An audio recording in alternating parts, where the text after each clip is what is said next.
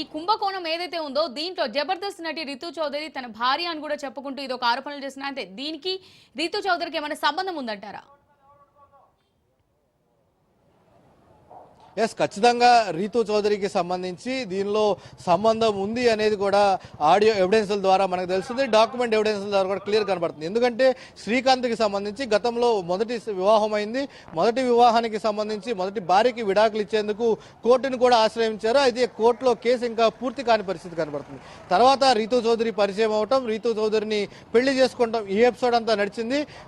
పరిచయ క్రమంలో అదేవిధంగా వివాహం చేసుకునే క్రమంలో కూడా ఈ వివాహానికి సంబంధించి అంటే మొదటి వివాహానికి సంబంధించి ఇంకా విడాకులు రాకముందే రెండవ వివాహానికి సంబంధించి కూడా ఇబ్రహీంపట్నంలో ఏదైతే సబ్ రిజిస్టర్ గా ఉన్న సింగే వివాహానికి రీతు చౌదరి అదేవిధంగా శ్రీకాంత్కి సంబంధించి మ్యారేజ్ రిజిస్టర్ చేయడం జరిగింది. అంటే ఇక్కడ నైతికతంగా అక్రమంగా కూడా మ్యారేజ్ సర్టిఫికేట్ కి సంబంధించి రిజిస్ట్రేషన్ చేయడం అనేది ఇంకో ఇల్లీగల్ గా కూడా చెప్పొచ్చు. దాంతోపాటు వివాహమైన తర్వాత తన పేరు మీద రీతు చౌదరి పేరు మీద కూడా శ్రీకాంత్ ఒక స్థలానికి సంబంధించి అంటే విశాఖలో ఉన్న మద్దిలపాలానికి సంబంధించి స్థలంలో ఒక 5 కోట్ల విలువ చేసే స్థలాన్ని కూడా తన పేరు మీద పెడతాం జరిగింది. అయితే ప్రస్తుతం నీతు చౌదరికి సంబంధించి శ్రీకాంత్ ఇద్దరు కూడా విడివిడిగా ఉన్నారు. గత సంవత్సర కాలం నుంచి కూడా తమ మధ్య ఎలాంటి కమ్యూనికేషన్ లేదు, తాము విడిపోయామంటూ చెప్తున్నప్పటికీ కూడా ఒక పక్క మొదటి వివాహానికి సంబంధించి ఇంకా విడాకులు పూర్తి కాని పరిస్థితికి ఉంది. రెండో వివాహానికి సంబంధించి రిజిస్ట్రేషన్ అయినప్పటికీ కూడా మళ్ళీ వాళ్ళు విడిపోయిన పరిస్థితి కనబడుతుంది.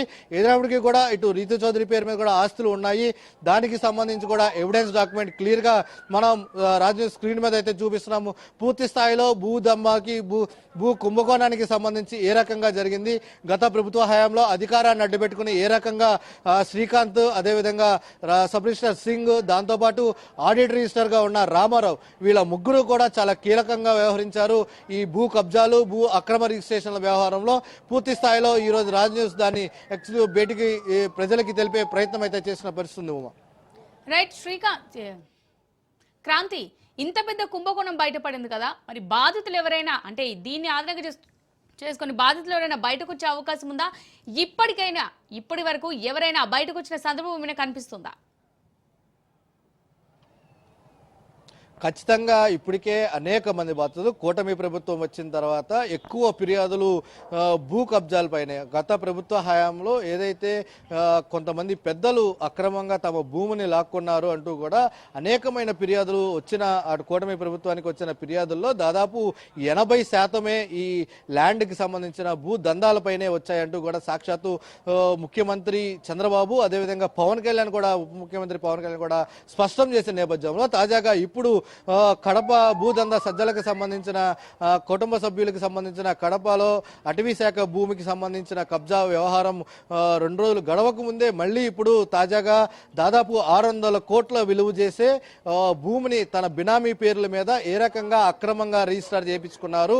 అప్పటి సబ్ రిజిస్టార్లుగా ఉన్న సింగ్ కావచ్చు అదేవిధంగా ఆడిటర్ రిజిస్టర్ గా ఉన్న రామారావు కావచ్చు ఏ రకంగా వీళ్ళందరికీ సంబంధించి సహకరించారు. అప్పుడు ప్రభుత్వ పెద్దలుగా ఉన్న Sajjala Ramakrishna Reddy and co KNR వీళ్ళందరూ ఏ రకంగా వాళ్ళకి సహకరించారు, శ్రీకాంత్ కావచ్చు సింగ్ కావచ్చు.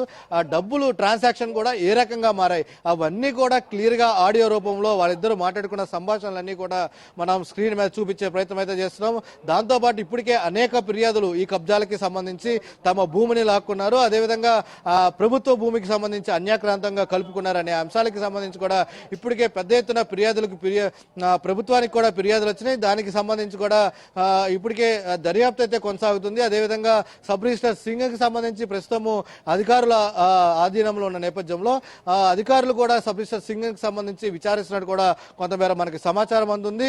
ఈ నేపథ్యంలోనే ఎవరు అప్పటి పెద్దలకు సంబంధించి తనకి భరోసా ఇచ్చారు, ఎందుకు ఈ రకంగా అక్రమ రిజిస్ట్రేషన్ చేయాల్సి వచ్చింది, ఎవరెవరు పేరు మీద రిజిస్ట్రేషన్ చేశారు, ఎవరెవరు దీనిలో ఉన్నారు, దీనికి సంబంధించి ఏ రకమైన ఒత్తిళ్లు తనకు వచ్చినాయి అనే అంశాలన్నింటికి సంబంధించి కూడా పూర్తి స్థాయి క్షుణ్ణంగా దర్యాప్తు అయితే కొనసాగుతుంది. మరికొన్ని విషయాలు కూడా బయటకు వచ్చే అవకాశం కనబడుతుంది. మరికొంతమంది బాధితులు కూడా బయటకు వచ్చే అవకాశం అయితే ఉంది. Uma, right, thanks for the updates Kranti.